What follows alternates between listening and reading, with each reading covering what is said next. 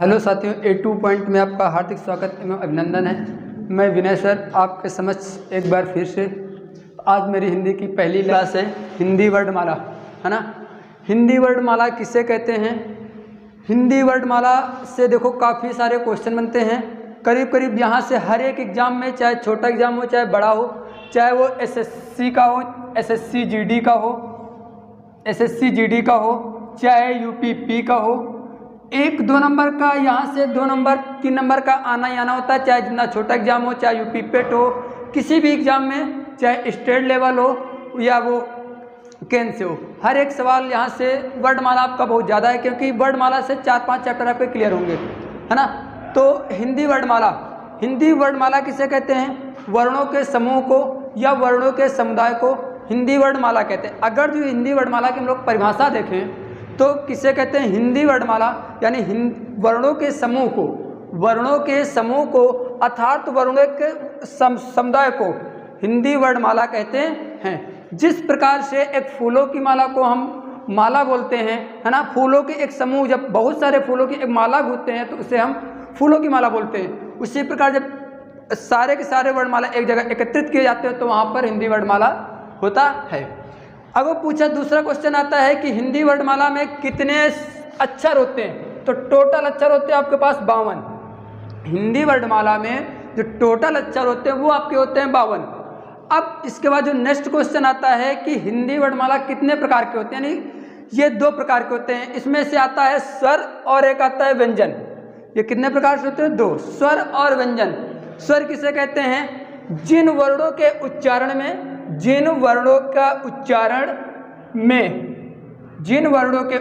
में बिना किसी अवरोध के तथा बिना किसी दूसरों वर्णों की सहायता से बोले जाते हैं। यानी वे वर्ड जिनके बोलने में किसी प्रकार का कोई अवरोध न उत्पन्न हो और किसी दूसरे की सहायता न लेनी पड़े, उन्हें हम क्या बोलते हैं? स्वर बोलते हैं। यानी जो अपने आप में एक स्वतंत्र होते हैं उन्हें हम स्वर कहते हैं। स्वर इसके बाद आता है, बोले जाते हैं, इनकी जो संख्याएं होती है वो होती है 11।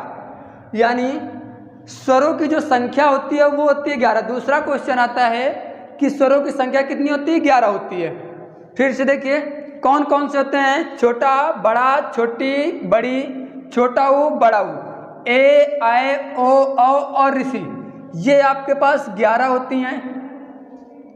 हिंदी वर्णमाला, है ना, वर्णों के समूह को हिंदी वर्णमाला कहते हैं। इनकी जो संख्याएं होती है वो आपके पास 52 होती है।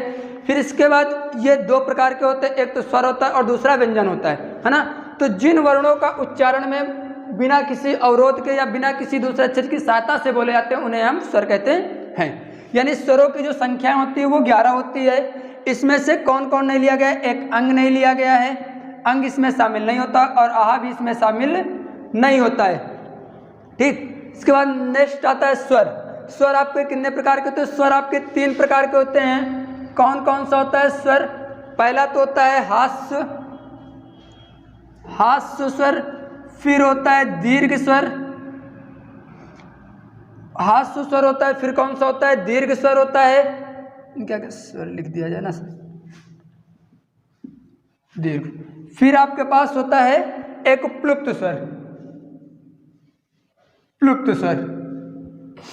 तो हास्य स्वरों की सीधे सीधे क्वेश्चन आता है, हास्य स्वरों में कौन कौन से अक्षर आते हैं? दीर्घ स्वरों में कौन कौन से अक्षर आते हैं? और प्लुप्त स्वरों में कौन कौन से अक्षर आते हैं? तो देखो हास्य स्वरों में छोटा आ आता है, बड़ा छोटी ई आती है और छोटा ऊ आता है। छोटा ऊ आता है। तो यानी हास्य स्वरों की जो संख्या होती है वो आपके पास 3 होती है। यहाँ से को क्वेश्चन पूछ ले, हास्य स्वरों की संख्या कितनी होती है? तो 3 होती है। कौन सा? छोटा, छोटी और छोटा ऊ। इसके बाद दीर्घ स्वर आपके पास 2 होते हैं।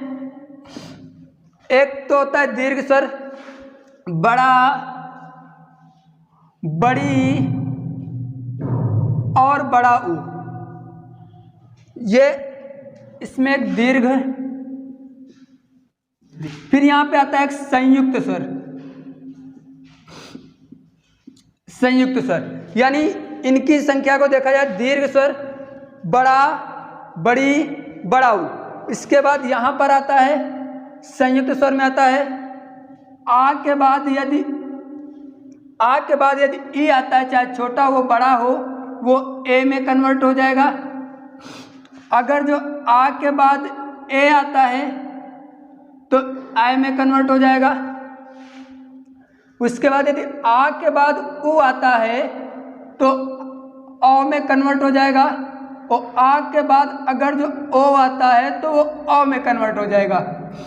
यानी यहाँ पर चाहे छोटा हो या बड़ा आ हो, या छोटी हो या बड़ी हो, मिलने के बाद बनेगा तो ए बनेगा। यहाँ पे चाहे छोटा आ हो या बड़ा आ हो, छोटा आ हो या बड़ा आ हो, मिलने के बाद जो बनेगा वो क्या बनेगा? ए बनेगा। उसी प्रकार यहाँ पर चाहे तो छोटा आ हो और या बड़ा आ हो के बाद छोटा उ या बड़ा उ आएगा तो क्या बनेगा? ओ बनेगा। और आ के बाद जहाँ पर बड़ा आ या ओ आएगा तो क्या बनेगा? आओ। तो ये हिंदी वर्णमाला को पूछेगा हाथ स्वरों की संख्या कितनी होती है? 3। इनकी संख्या देखो 3 ये वाले, 2 2 4 ये वाले, तो कितने हो जाएंगे? 7 ये वाले होते हैं। और एक प्लुप्त स्वर होता है। प्लुप्त स्वर में आपका आता है ओम। प्लुप्त स्वर में क्या आता है? ओम। इसकी संख्या 1 होती है। यानी एक बार अगर फिर से देखें तो हाथ स्वरों में सबसे कम समय लगता है बोलने में, और दीर्घ स्वरों में इनसे डबल समय लगता है, और प्लुप्त स्वरों में इनसे ज़्यादा समय लगता है। जैसे आप छोटा आ, छोटी ई या छोटा उ बोलोगे तो बहुत कम टाइम लगता है। लेकिन यदि बड़ा आ बोलोगे, जैसे आप मान लो कि अमन लिखा, अमन, तो अमन में देखो छोटा आ यानी अमन, और यदि यहाँ पर आप आम लिखते हैं तो आ को बोलने में आपको टाइम लगा, या आमन लिखा, जो भी लिखा, आम लिखा, जो भी आपने लिखा है, वहाँ पर अगर आप बोलते हो तो इसकी तुलना में इससे डबल समय लगता है, और फिर इसकी तुलना में प्लुप्त वाला अधिक समय लेता है। ठीक, तो इसके बाद जो नेक्स्ट टॉपिक होगा वो मेरा व्यंजन पर होगा। आप यहाँ पर लगातार बने रहें A2 स्टडी पॉइंट में। आपको एक हिंदी का एक टॉपिक एक जरूर बताएंगे भाई। Thank you.